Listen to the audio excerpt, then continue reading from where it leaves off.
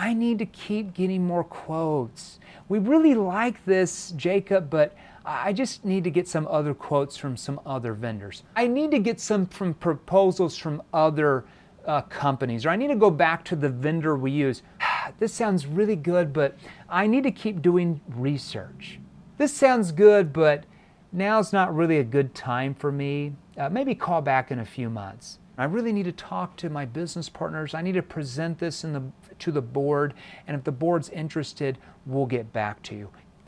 Have you ever thought about what you're saying or not asking that's triggering you to actually get those objections, rather than just reacting to those objections when they happen? Have you ever thought about how to prevent those objections from even happening in your prospect's mind? It's called objection prevention. All right? Now, when you hear those objections and you cannot overcome them, what do? At that point, you do what? I know what you do. We train 158 industries. I know your industry that you're watching like the back of my hand, I can assure you, okay? You start offering discounts, and you try to entice them to buy now and not later, and you win a few over here and there, but the majority you lose even after you offer major discounts. How could that possibly be true? At that point, what has happened? You've become commoditized in your prospect's mind, and you unfortunately sound like every other salesperson who tries to sell them something every day of their life. And now they put you in what we call the commoditization corner, and you have to do a little dance. You offer some discounts, and then you hope and pray that they're going to buy. Okay? We call that hopium. It's a drug that so many of you are on, where you hope and pray that something you're going to say is going to magically trigger the prospects to want to buy.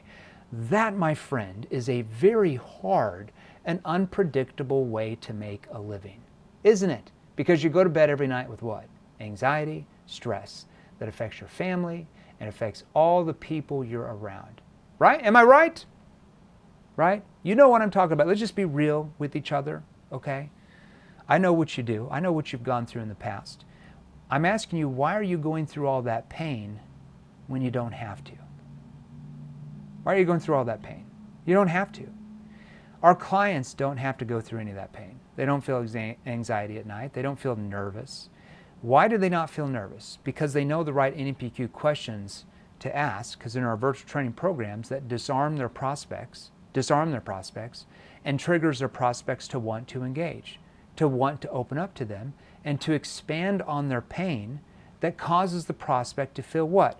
Massive urgency to get away and solve that pain. Solve their problems now, not later. All right, so let's get to the tactical stuff. I had to warm you guys up a little bit. How do you get your prospects to expand their answers to bring out more emotion? That's the question I'm asking you. How do you get your prospects to expand their answers they're giving you to bring out way more emotion than you are? How do you get them to relive their pain? You do that by simply asking what are called NEPQ expanded probing questions. Now, as you know, like we talked about, prospects buy 100% on emotion and justify it with logic. Now, I'm going to give you 7 right now. 7. You better get your pen ready, because I'm going to go through these pretty quickly. I'm just going to go over them 12 times for you, okay? I'm going to give you 7 expanded probing questions. Let's start off with an easy one. Most of you should know this, but you probably don't know how to ask this one. This is the easiest one on planet Earth, okay? This is a basic expanded probing question. So let's say the prospect tells you something, maybe a problem they have, and you would ask, tell me more about that. Tell me more about that. See, that's just a probing statement. That's one of the easiest ones on planet Earth. You should have already known that. It's not rocket science for that one. Tell me, John, can you tell me more about that? Now, that's a powerful way to get your prospect to expand on that problem they just brought up, which brings up more emotion. Now, here's another one. This one you're only going to use if you sell B2B. You wouldn't use this if you sold B2C, business to consumer, okay? Selling mono to mono. If you're selling B2B to companies, you would use this question. Let's say that you want to find out who the decision maker is in the company. Instead of asking, Are you the decision maker here? Or who besides you would be involved in making the decision? Which they are used to every salesperson who's ever tried to sell them anything asking that question. So most of them are not going to open up. You're going to relanguage it. This is an expanded probing question. Can you walk me through your company's decision-making process when it comes to solving challenges like this? Sally, can you walk me through? So walk me through. So I want you to write that down. Walk me through is a lead-in phrase. Walk me through. Sally, can you walk me through your company's like decision-making process when it comes to solving these type of problems? Now, even if the person you're meeting with assures you that they are the one and only decision maker and you're selling to enterprise, or let's say that you're selling even to an SMB account, which the average company in the United States of America has 6 to 7 decision makers and or influencers, you still need to find out who the other people in the company are part of that decision-making process, whether they are influencing the ultimate decision maker, which is the case most of the time. Let's say you're selling some type of cybersecurity software and you're talking to the CEO of the firm and they're all in. Well, the problem is the CEO of the firm is not down in the trenches to even know a lot about those problems.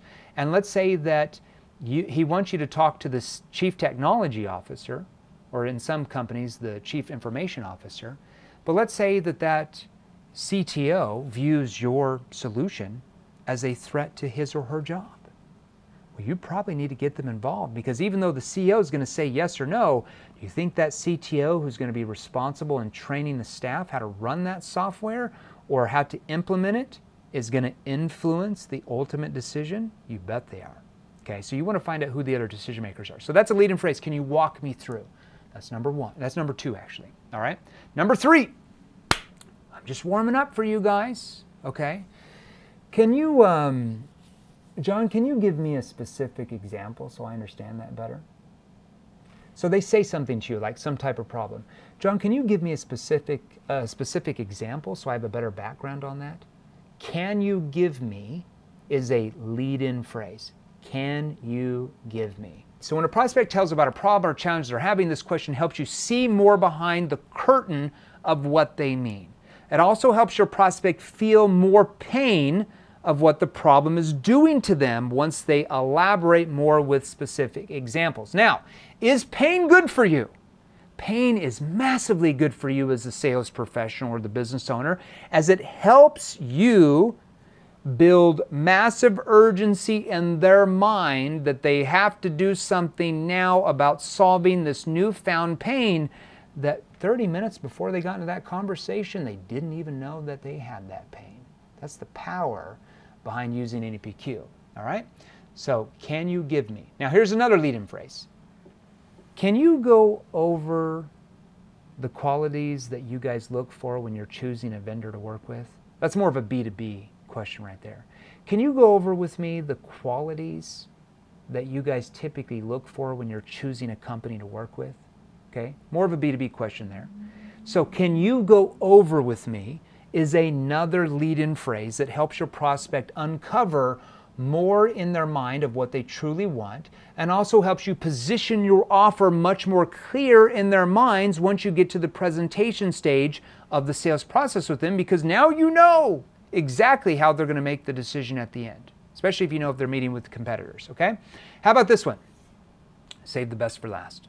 We've got about 4 more to give you. Walk me through the criteria you use when you're making a decision on something like this. John, can you walk me through the criteria you use when you're making a decision like this? Or can you walk me through what that means? John, walk me through what you meant by that. See how simple that was? Walk me through is a lead-in phrase that allows your prospect to step-by-step explain possibly how their organization makes decisions, and allows you to know how to best position your solution within that process and who to influence to win the account if you're selling B2B. If I'm selling B2C, I could say, walk me through what you meant by that. See, it's a standard clarifying question there. All right, here's another one. Describe for me. Sally, can you can you describe for me what you're possibly looking for just to see if we could help? Can you describe for me what you're possibly looking for just to see if we could do something for you? Can you describe for me what you meant by that? Can you describe for me what you meant when you said X, Y, Z? See the different angles we can take? That's another lead-in phrase that allows the prospect to go into far more detail on what they want and why, and allows you to know how to better present that back to them in the presentation and stage of your sales process. All right, ready for these 2 rapid ones I'm going to give you? Can you unwrap that for me? John, can you walk back that last statement for me just so I understand? Can you walk me back? Or can you unwrap that for me? Can you unwrap that for me so I have a better understanding? How about this one? Can you unpack that for me a bit more? Can you unwrap that for me, or can you unpack that for me? Are 2 more lead-in phrases to your expanded probing questions. Can you unwrap that for me? And can you unpack that for me? Oh, you're welcome. There you go. How about this one? Here's another lead-in phrase. Explain to me in more detail just so I understand. Can you explain that in more detail so I have a better background? Explain that to me just so I have a better understanding. Explain to me is another lead-in phrase that allows your prospect to elaborate more on the problem they just mentioned to you and helps them feel more of the pain of the problem, the root cause, like what actually caused the problem, the root cause, and how it's affecting them even personally. Then after they expand on their pain, I'm going to show you another trick that I didn't even tell you I was going to do, okay? After they expand on their pain from a lead-in phrase, from your expanded probing questions, you're then going to ask the following probing questions to help them feel it even more. So I'm going to give you just 3 examples. Like I said, I'm giving you a little hors d'oeuvre today. I'm giving you a little nibble. All right. So after you've got them to expand from those lead-in phrases I gave you, those expanded probing questions, you're then going to probe even deeper with this. Now, these 3 questions I'm about to give you are very simple, but psychologically, they are extremely powerful. So use them with caution, okay? All right. They tell you the problem or the emotional pain they are feeling. And then you can say, can you walk me through what you meant by that, or unwrap that for me a bit more? Oh, because of this, okay, hold on for a second. How long has that been going on for? So when they tell you the pain, how long has that been going on for? And you can repeat the problem back. Okay, I'm not understanding. How long have you had that issue? Oh, for the last 3 years? And then you're going to say this. Okay, so you've had this problem, and you repeat the actual problem. It's going to be different for all of your industries, okay? You've had this exact problem the last 3 years. Has that had a impact on you? So you've been going through XYZ challenge the last 6 months. Has that had a impact on you? See how I leaned in? Did you see how my tonality changed? The empathy. Okay? That's the right tonality. You have to learn tonality if you really want to sell exceptionally well. Because I can teach you in our virtual training course, we can teach you hundreds of the best questions to ask for every industry you're in right now. What you're watching right now, we train companies and salespeople in your industry right now that you're watching me. So we can train you all the questions. But in the virtual training course, in our group coaching, we have to train you how to deliver the questions, the tonality. When you learn the tonality, I could ask that question backwards and it would still bring out massive pain. Literally ask that question backwards. And because of my tonality, would have almost the same effect. I'm not kidding you. Oh my gosh, you have no idea. Hold on. In what way though? Okay, that's been going on for the past 7 months. Has that had an impact on you? Oh my gosh, Jeremy, you have no idea. Well, in what way though? Oh my gosh, it's causing me to feel, whoa. When you say it's caused stress, what do you mean by stress? Oh, you don't have no idea, it's causing this, it's causing that. See how you're building the emotional gap from where they are compared to where they want to be, okay? Now, those probing questions I gave you, I just gave you a little nibble today. pull out massive emotional pain, and do your prospects buy on emotion or logic? I think you know the answer by now. All right, so let me give you an outline. Expanded probing questions should begin with lead-in phrases like this. Write this down. Walk me through. Tell me more. Can you share with me? Describe for me. Unwrap that for me. Unpack that for me. Can you explain to me? Walk me through what you meant by that. Tell me more about that just so I understand. Can you share with me so I have a better background on that? Can you describe for me what you meant when you said? Can you unwrap that for me just so I understand that better? Can you unpack that for me just so I actually have a bit more of a background?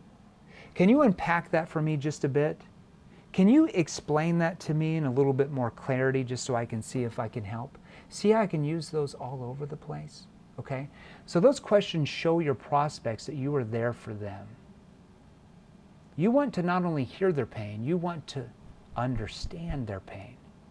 You not only want to hear that pain, but you want who to hear the pain. You want them to hear that pain. You want them to relive the experience of that pain they associate from not having the problem resolved yet. So what is the most intense pain in a human being? What's the most intense emotion? It's pain. Without pain, there is no sale for you. And that's why you keep getting, I want to think it over, I need to keep doing more research, I need to keep looking around, I want to go back to the vendor we've been using, I need to get more quotes, now's not a good time for us. That's exactly why you're getting those objections. Once you learn NEPQ, you can quite literally reduce all of those objections by 70 to 80%. And if you do every once in a while get one of those, we're going to show you exactly what questions to ask to help them overcome that concern.